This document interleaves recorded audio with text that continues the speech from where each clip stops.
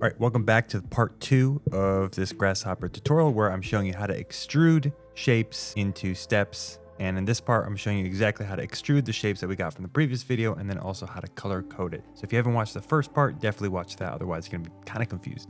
So now that we got our surfaces, we wanna go ahead and extrude them into different heights, right? So we have our individual surfaces and now we need to extrude them to different height points and then color code them. This is the second part, which, to be honest, is relatively easy. There's a confusing part, but we'll get through that together. All right, so from split surface, we're gonna need to extrude these surfaces, which we have 5 of them, 1 by 1, okay? And so we need to increment them to whatever height we have. For example, we have 7 inches, we need to increment it 7 by 7 by 7 by 7 to get kind of the steps to look like, actual steps like this, right? So what we need to do as we discuss this is we need to understand how many pieces there are in here. So we're going to have to type list length. Now we can count it, but this component here, this node, if I create another panel, will tell us how many items we have. It says for each object, remember we have 1, 2 objects, there is 5 items in each object, okay? Because there's 5 surfaces that got subdivided within this boundary. Okay, so from here, we're going to use something called a series. So I'm going to double click in here, type series. And what this is going to do is this has a starting number, a counter number, an increment number, which is step n. This I'll explain in a bit. And then we have a counter number. This is how many times it's going to run this operation. Well, we want it to run it 5 times because we have 5 steps. So if I wanted to extrude by 7 inches, and then another 7 inches and another 7 inches until we reach 5. You want to start the increment at 7, and then you want it to count 7 and 7 and 7. We're not going to use 7, but for now, I'm going to start with a number, and then we'll go from there. We'll go ahead and click in here for a slider. And so I'm going to type like 12, for example. Okay, if I put 12 in here, it's not going to do anything because we need to extrude it. We're going to start with just 1 for now. You'll see 1 is probably way too much. And whatever this number is, I want it to go into both, okay? I want it to be the starting number and I want it to increment by 1. Now, this may not make a lot of sense until we start extruding this. So let's type extrusion as we did before, or extrude, I should say. Put the S into the direction here. It's not gonna work because remember, we need a vector. So I'm gonna pause right here. I'm gonna double click and type unit Z. And the reason I know that is because extrusions, they need a direction. Right here, it says it needs a direction. So this is a number. So I'm going to take this number. And you know that by, if you click in here and just see what goes in here, it has this increment counter, right? For example, if I move this up, it's counting. So if I go to 10, just so you know how this is working, it's starting from 10 and then it's going 20, 30, 40, 50 until it reaches the 5th number. Okay. So that's how that's working. So again, I'm gonna drop this down to 1, just so you understand. These panels are super useful for you to understand the information, the data that's being fed into this. So I'm gonna take this and I'm gonna feed it into extrusion. Extrusion needs the surfaces. That's the base information. So I'm gonna take the surface split and I'm gonna drag it into B. Now we're getting a weird error. And the error is probably because we have 0 over here. And so we need to just move it up to 1. That was my bad. And so you're noticing that we're getting a really weird extrusion. So I'm gonna just minimize this for a second. Take a look at this. And you'll notice my steps are not in the right order. I want it to start low, then higher, and then the highest. I want it to increment. This is totally off base. So we're gonna need a method to sort out the order, okay? This is the last step of this part 2. And then we just need to color code it, which is super, super easy. And so we're gonna go ahead and double click in here and we're going to type area, and I'm actually going to unselect this. So I'm going to click control and I'm going to undrag this back here because we don't want this to go in there actually. What we want to do is select the surface split and drag it into area. Okay, and what you're noticing is you're getting a bunch of points inside the center of each surface. What that's going to do is it's going to give us a coordinate, and we're going to then use that coordinate in terms of its X direction or its Y direction. That will make more sense as we go, trust me. All right, so from here, you're going to double click and type deconstruct. Right here, it has the area of geometry, and then it has the center points, okay? The centroid of geometry. You don't want the area, you want the center to go into the points. I'll use 2 panels to explain this. If I take the center points and throw it in here, you'll notice you have a list of items. This is the coordinates in the X, the Y, and the Z. Obviously, it's flat, so the Z is always 0.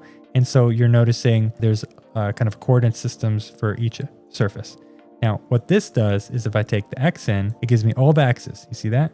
Now, if I was to take another panel and plug the Y in, you get all the Ys. And if I was to take the Z, you just get a bunch of zeros because that's set to 0. This is super important because we're going to use this information. Again, you need to use the panels, but I think it's useful for you to understand what's going on. We're taking this information and you might notice that things are not in the right order. For example, you're seeing you have 2060.34, then you have 2060.92, and then you have 26.71. 71 is smaller than 9.2, and everything here is just off. Okay, so you need to sort it. So I'm going to double click in here and type sort. Okay, sort list is what you need. So what we're going to do here, so I'm going to take X and I'm going to plug it into K, and I'm going to take the K, plug it into here. So I understand the points. So now if I look at this, everything's actually in the right order. It goes from smallest to largest. I know it's kind of confusing. There's X's to K's and A's, and it gets really, really confusing. I'm going to take split surface and I'm going to drag it into the A point. This sorted that order, so that's going to help us with the extrusion. I'm going to take the A because that's the information I need. That's the actual surface. Okay, I'm going to plug it into B. And from here,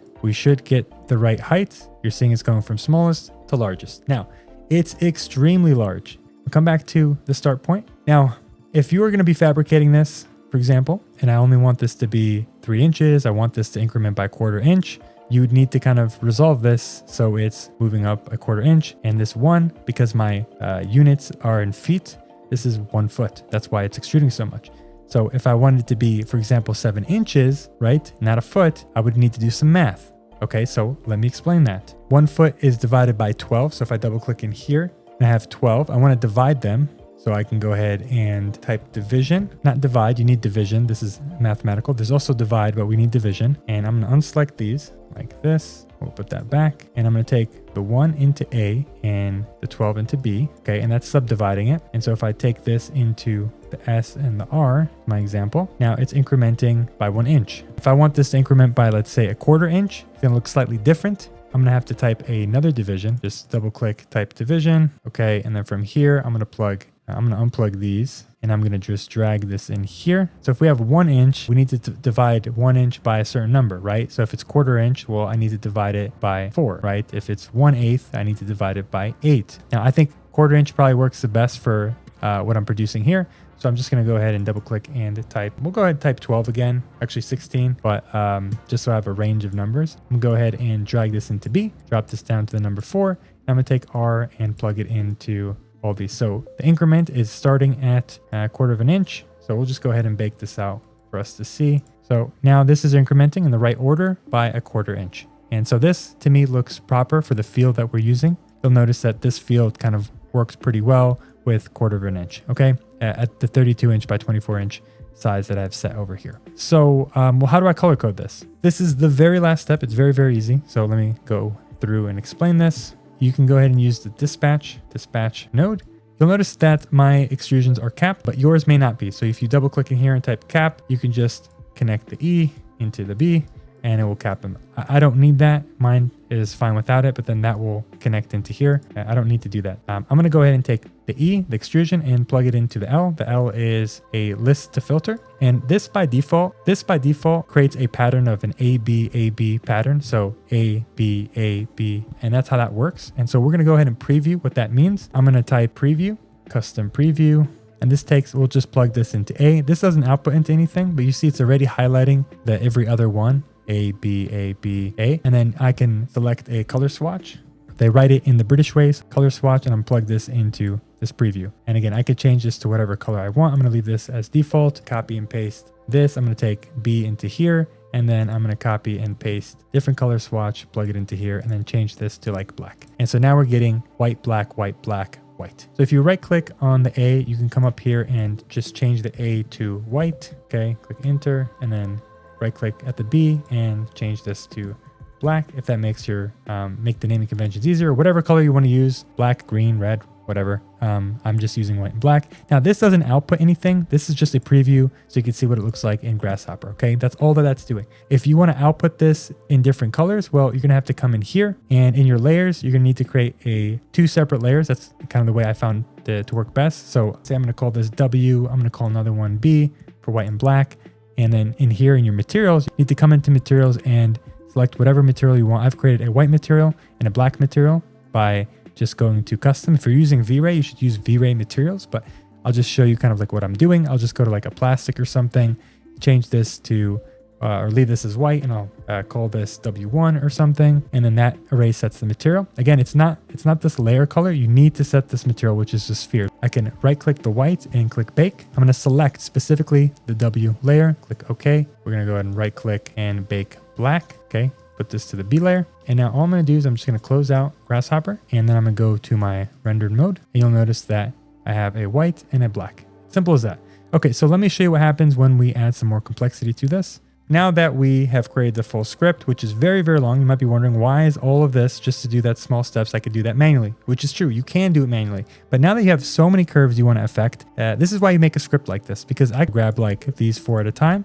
I come in here and use it like a stamp. I'll right click. Again, you got to make sure this is flattened, or sorry, set to graph, and you right click and you set multiple curves. Okay, so I just turned some of these things off by right clicking and hitting preview. That way you can see exactly what's going on. In this case, I can increase the count. Let's say I want to increase this to like 7, 8, 9. That might be too tall. So let's say an 8. And all I can do now is I can go ahead and select right click, white, bake, white. Okay, right click, bake to black. And then from here, let's say I wanted to select some other shapes. Let's select these ones, come over here, right click and click set multiple curves. And you'll notice that now I'm getting more and now I can go ahead and change the ratio. And not just that, I can come back here. If I go to my sort and the A in my sort, I can reverse it. What that's going to do is going to change the direction of the steps, which is very useful. So now you can get a diversity. On top of that, if I wanted a more complex pattern, I can click a panel over here. I can right click the panel and uncheck multi-line data. And I'm going to put this in here. What you'll notice is it starts to blank out. If I come in here and I type true, which is capital T, and then the rest is lowercase, and then false, you're getting the white, black, white, black. That's the default. But what if I type false again? I get white, black, black, white, black, black. Okay, so I'm gonna just stop at true, false, false, true, true. And that's our pattern. I can go ahead and at the dispatch, bake out to white, right click, bake out to black. Okay, and then I'll just kind of do that again. Just gonna do this one more time and set multiple curves, set this up to like that many pieces. And then I'm going to go back to sort and I'm just going to undo the reverse. Let's go in this direction. Now, one last thing I want to cover now that we got this is most of my pieces are going horizontally. Say you want to do some horizontal, some vertical. So meaning I'm subdividing vertically because my pieces are horizontal. But what if I wanted to subdivide this direction? Well, what would you do? So for example, if I selected this one curve, pretty simple box curve, and I select right click, I can set one curve or multiple curves, doesn't matter. I'm going to set multiple curves. You'll notice it's going this direction, right? Which is great. But what if I wanted to go the other direction? Well, what controls that? So let's go back to our subdivide curves. Let's go to preview and preview. Let's drop the counter down to like 4. What's happening is if I select both of these, it's subdividing these edges. What if I wanted to subdivide these edges? Well, what I'm gonna need to do is grab the +1 and I'm gonna need to put that into this. And then I'm gonna need to take the 3 and I'm gonna need to put it into here. And that's gonna give us horizontal direction. Now, in this case, if I move this up higher, you'll notice that the sorting is all weird. It's not the right sorting. The issue for that is come back to the way we're sorting our information in the area. Again, this is kind of confusing, but we're sorting by the X, but we're now trying to sort by the Y because before we're kind of taking dimensions or coordinates off of this direction, which is the X. Now we want to sort it by the increments on the Y axis, which is this. So all you need to do is pretty easy, is just take the Y information and put it in here. And that's going to fix the sorting. So that's just something you need to kind of think about. If you see something wrong, you just need to know why it's wrong. So here we go. We have some nice shapes and everything else in between. Well, I could just extrude normally. Like you don't have to do everything in Grasshopper.